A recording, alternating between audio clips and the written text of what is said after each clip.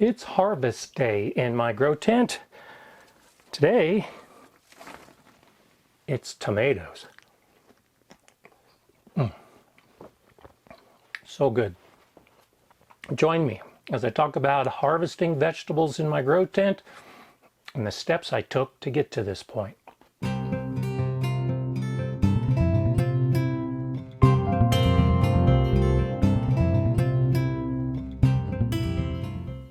Hi, I'm Gardener Scott, and being able to harvest tomatoes in my spider farmer grow tent is a whole new phase in my gardening journey.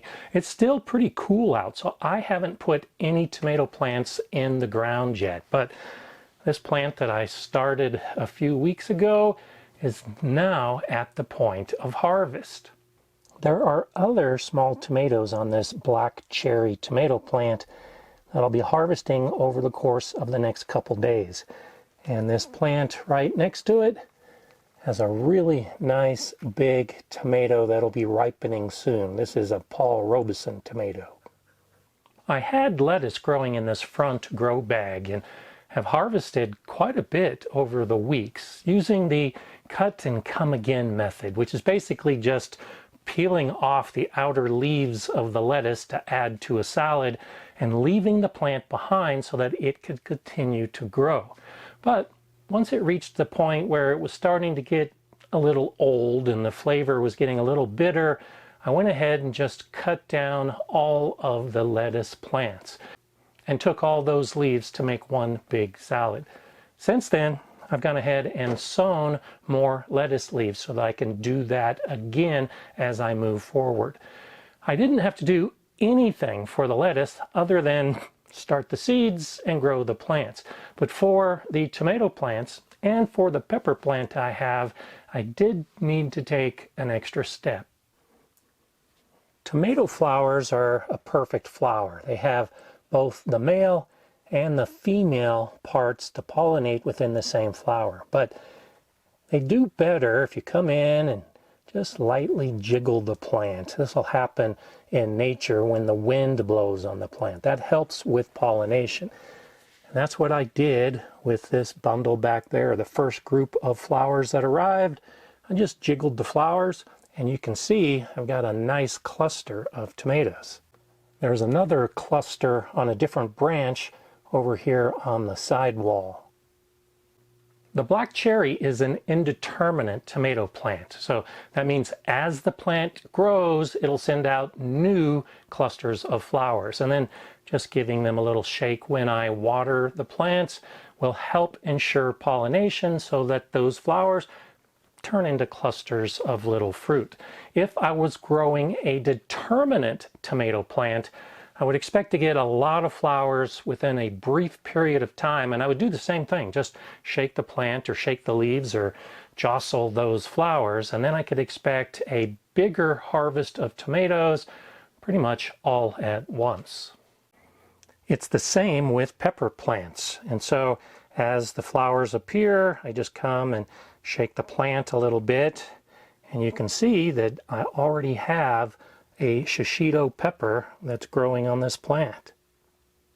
I've done a few things with my tomato plant as it was growing to help give me the strongest plant and the biggest harvest. Normally I would prune off the bottom branches of my tomato plants when they're growing outside to cut down on the risk of potential disease, but growing indoors in a grow bag, I really don't have that risk. So I'm allowing all of the lower branches to grow. And you can see one of those branches is giving me flowers close to the base of the plant, in addition to new ones that are appearing as the plant continues to grow. By having all of these side branches, I'm increasing the likelihood of having a lot more tomato clusters. When I grow tomatoes outside, I also grow them vertically, and I set up trellises so that I can guide the branches of the tomatoes up. I'm doing the same thing in my spider farmer grow tent.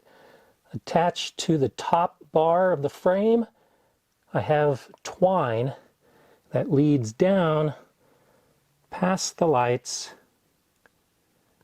to the plants below.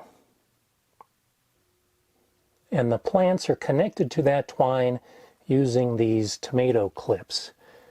Right now I just have a few clips, but as the plant grows and as these other branches get bigger, I'll clip them to twine that's attached to the top as well. As the plants grow, I raise the light so that it's always a few inches above the plants. Now, I have found that this puts out an awful lot of light, and there's some heat associated with that light. So the very tips of the tallest branch did burn a little bit as they got too close to the light. So I need to stay ahead of things. I've found that this Spider Farmer light has way more light than I really need, and I can put it a few inches higher than I normally would with my fluorescent bulbs. I can raise it all the way to the top, which means I still have about 2 to 3 feet of growth on all of these tomato branches before I need to worry about the plant being too big for this grow tent.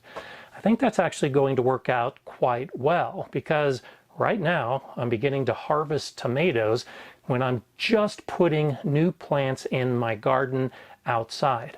About the time that I'm harvesting the tomatoes outside, I think these plants will have reached the top of the grow tent. It's actually going to work out pretty well because I like to do fall gardening, growing plants for a fall harvest.